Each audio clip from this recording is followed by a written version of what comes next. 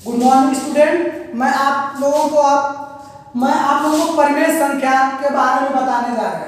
Chapter का नाम जो है हमारा लेसन नंबर जो 1 है वो परिमेय संख्या है। मैं उसके बारे में आप लोगों को बताने जा रहा हूँ। देखिए परिमेय संख्या होती क्या है। कोई पूछेगा आपसे कि परिमेय संख्या किसे कहते हैं, डिफिनीशन पूछेगा, परिभाषा पूछेगा कि परिमेय संख्या किसे कहते हैं, तो हम आपको बताने जा रहे हैं परिमेय संख्या के बारे में। परिमेय संख्या को हम P बाई Q के रूप में व्यक्त कर सकते हैं। परिमेय संख्या को हम P बाई Q के रूप में व्यक्त कर सकते हैं, लेकिन but Q is not equal to 0, यानी जो Q जो है 0 नहीं होना चाहिए। ठीक, जो है परिमेय संख्या उसको कहते हैं जिसको हम P बाई Q के रूप में व्यक्त कर सकते हैं, लेकिन Q is not equal to 0, यानी जो Q है वो 0 नहीं होना चाहिए। अब देखिए P क्या है आपका, P जो होता है अंश होता है और Q जो है आपका हर होता है। परिमेय संख्या जो है उसको हम P बाई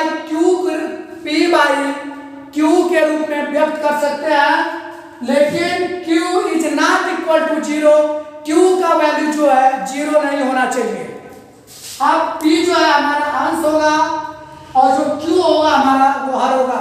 इसको बोलेंगे P अपान Q, यानी P बटा Q, यानी ये P जो हमारा अंश होगा और Q जो होगा हमारा हर होगा। जो है परिमेय संख्या धनात्मक और ऋणात्मक दोनों हो सकती हैं। जैसे आपको एग्जाम्पल हम बताएं परिमेय संख्या एग्जाम्पल 2/5, 8/3, -10/2, 5/9, ये आपका जो है एग्जाम्पल है परिमेय संख्या का। 2/5 देखिए ये 2 P बाई Q के रूप में दिखाई दे रहा है ना, 2 जो हमारा P है और 5 जो हमारा Q है, यानी P अपान Q, यानी P बटा Q के रूप में हम व्यक्त कर सकते हैं इसको।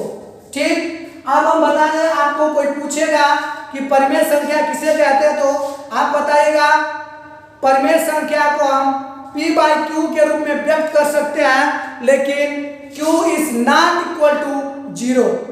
अब हम आपको बताएंगे, ये तो आपका हो गया परिमेय संख्या। अब हम आपको बताएंगे नेचुरल नंबर, हिंदी में बोलेंगे प्राकृतिक संख्या किसे कहते हैं। हम प्राकृतिक संख्या के बारे में बताएंगे आपको। यहाँ पे फर्स्ट नंबर में हम आपको प्राकृतिक संख्या है, प्राकृतिक संख्याएं बताएंगे आपको।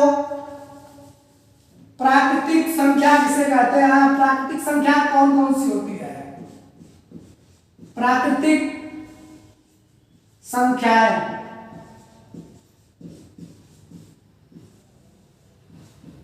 प्राकृतिक संख्याएं परिमेय संख्या आपको हम बता दिए जिसको हम P बाई Q के रूप में व्यक्त कर सकते हैं। परिमेय संख्या धनात्मक भी हो सकती है और ऋणात्मक भी हो सकती है, लेकिन Q is not equal to 0। अब उसके बाद हम आपको बताएंगे प्राकृतिक संख्या। प्राकृतिक संख्या कौन कौन सी होती है। प्राकृतिक संख्या 1 से लेके 1, 2, 3, 4, 5, 6, 7 डॉट डॉट डॉट, यानी ये इनफाइनाइट अनंत तक होती है। जो प्राकृतिक संख्या हमेशा आप लोग याद रखिएगा कि 1 से स्टार्ट, 1 से स्टार्ट होती है। प्राकृतिक संख्या 1 से स्टार्ट होती है। 1, 2, 3, 4, 5, 6, 7, 8, 9, 10, 11, 12 ऐसे जो है बढ़ती जाती है, अनंत तक इनफाइनाइट तक जाती है। प्राकृतिक संख्या 1 से स्टार्ट होती है। अब दूसरा आता है आपका जो है पूर्ण संख्या। दूसरा जो है पूर्ण संख्या। पूर्ण संख्याएं कौन कौन सी होती हैं। पूर्ण संख्या पूर्ण संख्याएं जो है जीरो, उसमें जीरो भी रहता है, यानी पूर्ण संख्या जो है जीरो से स्टार्ट होती है। जो पूर्ण संख्या होती है वो जो है हमारा जीरो से स्टार्ट होती है, यानी 0 1 2 3 4 5 6 7 डॉट डॉट डॉट इनफाइनाइट तक अनंत तक जाती हैं। यानी पूर्ण संख्या जो है जीरो से स्टार्ट होगी और जो है नेचुरल नंबर प्राकृतिक संख्या 1 से स्टार्ट होगी। आपको ये ध्यान देना है कि जो प्राकृतिक संख्या स्टार्ट होती हैं वो 1 से स्टार्ट होती है, 1 2 3 4 5 6 7 ऐसे आखिर तक जाती हैं, और जो पूर्ण संख्या होती है वो जीरो उसमें रहता है, जीरो से स्टार्ट होती है, 0 1 2 3 4 5 6 7। अब हम आपको बताएंगे आगे, अब हम आपको बताएंगे धन पूर्णांक और ऋण पूर्णांक। धन आप लोग समझ रहे, धन पूर्णांक बोल रहे हैं, धन यानी प्लस, धनात्मक संख्या है, पॉजिटिव संख्या, धनात्मक यानी धन पूर्णांक का मतलब धनात्मक संख्या है, धन पूर्णांक। आप लोग ये लिखे हैं धन पूर्णांक, आप लोगों के दिमाग में चल रहा है कि पूर्णांक क्या होता है। हम तो बता दिए प्राकृतिक संख्या, पूर्ण संख्या, लेकिन धन पूर्णांक बताएं, लेकिन आप लोगों के दिमाग में सोचा पूर्णांक क्या होता है। तो मैं आप लोगों को बता दूं, पूर्णांक जो होता है उसमें धनात्मक की संख्याएं होती है और ऋणात्मक संख्याओं को मिला के जो है धनात्मक की संख्या रहेगी, ऋणात्मक की संख्या रहेगी, उसको हम पूर्णांक बोलेंगे। यानी जीरो से पहले ऋणात्मक संख्या, जीरो के बाद जो है जीरो के पहले ऋणात्मक संख्या और जीरो के बाद धनात्मक संख्या को हम पूर्णांक कहते हैं। ठीक, अब धन पूर्णांक के बारे में है तो कोई भी अंक ले लीजिए, जैसे +1 +2 +3 +4। जैसे आप लोग ये प्लस नहीं लगाएंगे, इसके पहले अगर कोई चिन्ह नहीं रहता, सिंबल नहीं, तो भी तो धनात्मक संख्या रहती है। जैसे मान लीजिए 5 6 7, इसके पहले कोई सिंबल तो है नहीं, ये भी क्या है आपका धन पूर्णांक संख्या है। धन पूर्णांक संख्या होगी 7 8 9 हो गया आपका 10, ऐसे मतलब ऐसे आगे संख्याएं बढ़ती जाएंगी आपका अनंत तक। अब धन पूर्णांक हो गया, अब ऋण पूर्णांक संख्या बताएंगे आपको। ऋण पूर्णांक, ऋण आप लोग जानते हैं ऋण मिस होता है क्या? ऋण मतलब निगेटिव, कर्ज समझ लो, ऋण मतलब क्या होता है? कर्ज होता है ना। ऋण पूर्णांक संख्याएं, ऋण पूर्णांक संख्याएं कौन सी होंगी? यानी उसके पहले क्या होगा? माइनस का सिंबल, ऋण का सिंबल होगा। कोई भी संख्या ले लीजिए, मान लीजिए हमने कोई भी संख्या 1 से लेके स्टार्ट, 1 से लेके कहीं से भी आप मतलब -1 से ही आप स्टार्ट कीजिएगा। एक बार बता रहे -1 -2 -3 -4 -5 -6 -7 -8 -9 -10 ऐसे जो है कि इनफाइनाइट अनंत तक जाएगी। ठीक, ये आपका ऋण पूर्णांक संख्या हो गए। मैं आप लोगों को बताया हूं सबसे पहले परिमेय संख्या। आपसे कोई भी पूछेगा कि परिमेय संख्या किसे कहते हैं, तो आप बोलेंगे परिमेय संख्या जिसको हम p/q के रूप में व्यक्त कर सकते हैं, p/q के रूप में व्यक्त कर सकते हैं, उसको हम बोलेंगे परिमेय संख्या है। ठीक, लेकिन q is not equal to 0, q का जो है वो 0 नहीं होना चाहिए। ठीक, अब उसके बाद प्राकृतिक संख्याओं के बारे में बताया।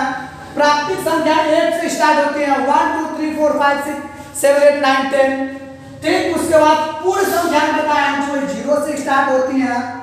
ठीक, 0 1 2 3 4 5 6 7 8। उसके बाद धन पूर्णांक के बारे में बताया, यानी जिसके पहले धन लगा हो, पॉजिटिव लगा हो, प्लस का सिंबल हो, वो हमारी धनात्मक पूर्णांक कराएंगे।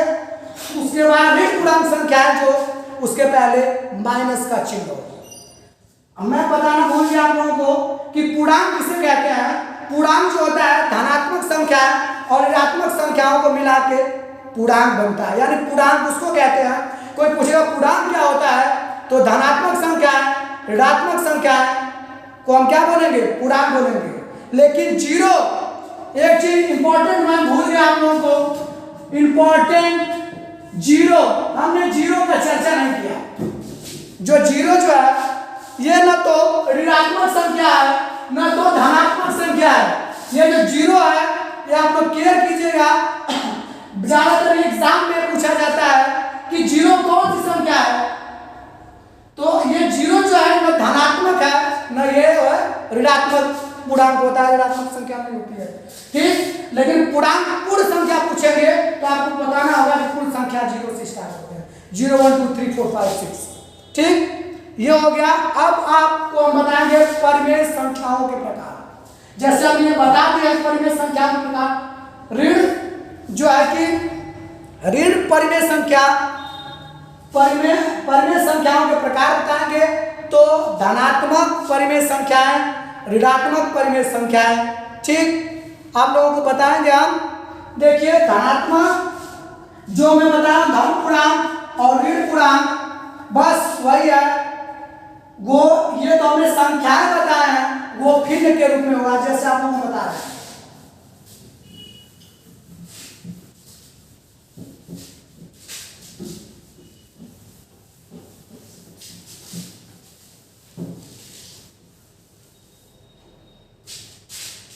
धनात्मक परिमेय संख्याओं के प्रकार, यहां पे हम लिख दे रहा है आपका प्रकार, प्रकार, ठीक। एक संख्या होती है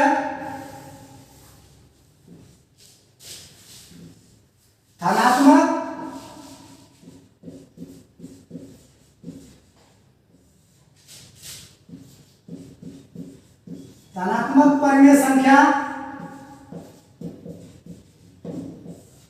और यहां पे ऋणात्मक,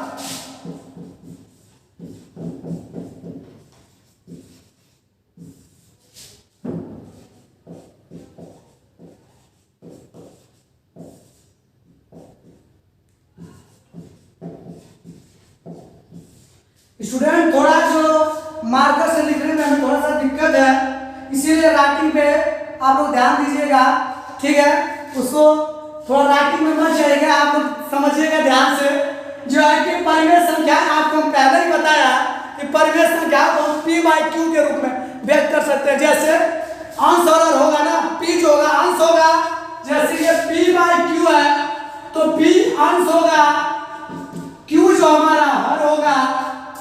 तो धनात्मक परिमेय संख्या आपको पता है कि हम p/q के रूप में व्यक्त कर सकते हैं। तो कोई हम संख्या लेना 2/5 प्लस या यहाँ पे चाहे अंश में ले ले चाहे हर में ले, तो અહીં एक जगह ले लीजिए, ये आपका धनात्मक परिमेय संख्या हो गया, कोई भी ले लीजिए 3/5 2/7, ये प्लस ऐसे करके डॉट संख्याएं जो है ये धनात्मक परिमेय संख्याएं हो जाएंगी।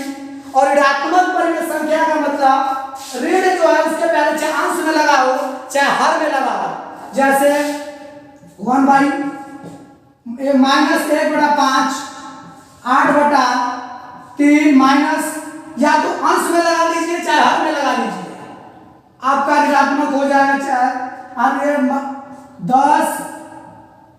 10/2 माइनस, ये आपकी जो ऐसे डॉट संख्या है जो है आपकी वो ऋणात्मक परिमेय संख्या होगी। आपको मैं बता दूं पूरा जितना पढ़ाया हूं, ठीक है। आप लोगों को समझ में आया वो ठीक है, नहीं समझ में आएगा तो मैं इससे ज्यादा और बेहतर कोशिश करूंगा आपको समझाने के लिए, बताने के लिए, ठीक है।